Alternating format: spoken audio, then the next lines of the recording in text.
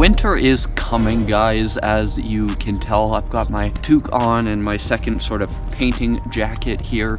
And you know what, for all you fellow graph heads, if you're wondering what supplies you might want to pick up for those winter months where it's just too cold to be painting those long pieces outdoors, then have I got a treat for you. Today we're doing an unboxing, graffiti unboxing, and you know what, a lot of the stuff that I got in this is all stuff that's great for winter. So I'll get into it right away and I'll explain to you what I mean while I show you this stuff here.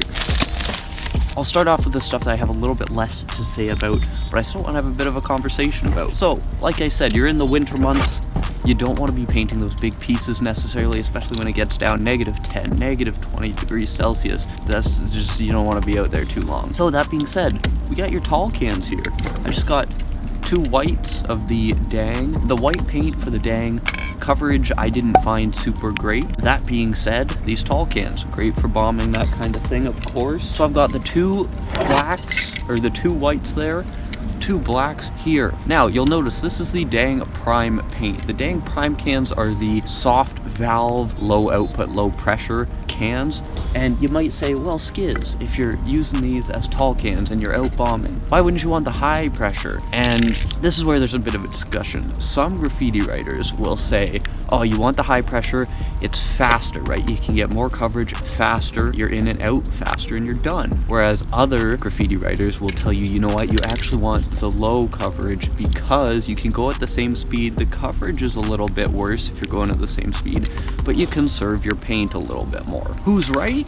Who's to say? Maybe you guys. Leave a comment. What do you guys think on that front? I tend to like just the feel of the lower pressure, low output stuff a little bit better. I think that's probably because I grew up using only the high pressure stuff with the not so great valves and that kind of thing. But you got your 4 tall cans there. Black and white, classic color combo if you're out doing throw ups in those cold temperatures. Other cans we've got here. We're not done with the cans. We've got the Flame Booster cans here. Now these come in a rare size, 500 milliliters, right? And I will show you, they come with the blaster cap, typical blaster cap right there. If you haven't seen how these work, we're gonna have a video on that, don't you worry. The Flame Booster cans here come in a silver and a black. We got 1 of each. Again, you're laying down huge lines very, very quickly if you don't want to be out so long in the weather like this. Lots more here to go though. Something else we got, a sort of newer product from On The Run. It is, you know, their version of a little whiteout pen. Now I used to have one of these little whiteout pens. This shape is a little bit nice. It's nice and slim. This is an empty one. This one's the OTR 8190 steel tip pen. I got the empty version because I want to fill it with some speed white fluid and see what that does to it. The rain's really picking up now, so I'm going to pick up speed as well. And a couple other things here. These aren't necessarily for winter, not that they can't be for winter, but right here we've got the famous and world-renowned PX30 here, silver PX30, as well as the very, very slept-on PX30 in gold. You know, the silver ones, they get as much love as they deserve, and they deserve a lot, of course, but the gold is something else as well. So in the future, don't you worry, we're going to take a good look at these and I will prove to you that this gold is something to look at as well, probably, or maybe not. You know, we always keep it very unbiased. Next up, we have a OTR 4001. That's the bullet marker. Just so you know, they have these very wide nibs. They call it an 8mm actually bullet tip nib. Marker itself quite small, very thick though, not necessarily a nice shape to write with. I don't love how these feel. I've used it before. I have another one, but one of the reasons I picked one of these up, also an empty version of the OTR bullet, is because I got a Pentel Shorty here, the Pentel White, another Japanese made marker. You can tell there's no English on there. That's how you know it's the good stuff. And one of the reasons I got these 2 together was because I want to do a little bit of a comparison between these 2. These are both very, very similar markers in shape, size, and utility. So we are going to be doing a few different things with these, seeing what these are like. The Pentel one here, it's got that nice metal body, whereas this one does not. It's a little bigger. We'll get into the details, don't you worry.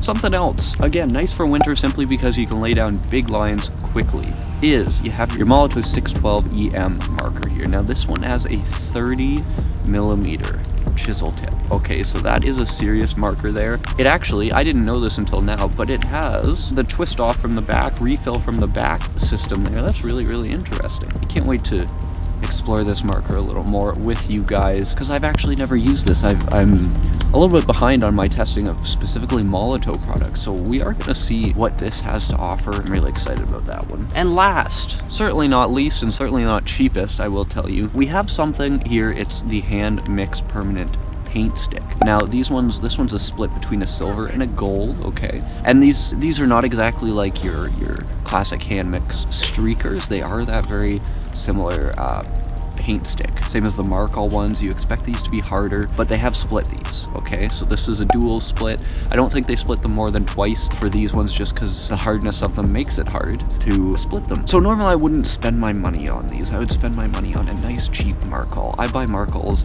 a lot of times in bulk.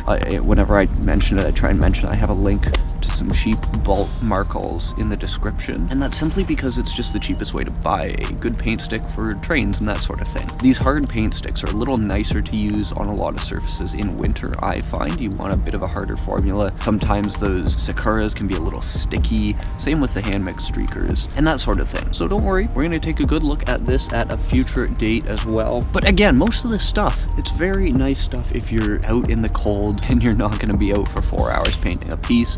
You want to do some nice, more classic style graffiti. A lot of these are very good options for that right there. Like I said, we're going to take a good look at all of this stuff, but if you haven't actually taken a look at the jumbo cans there, we did a full review with the Dang Prime jumbo cans. That video will be popping up on screen right now. You can go check it out over there. I hope to see you there soon. Until then, peace.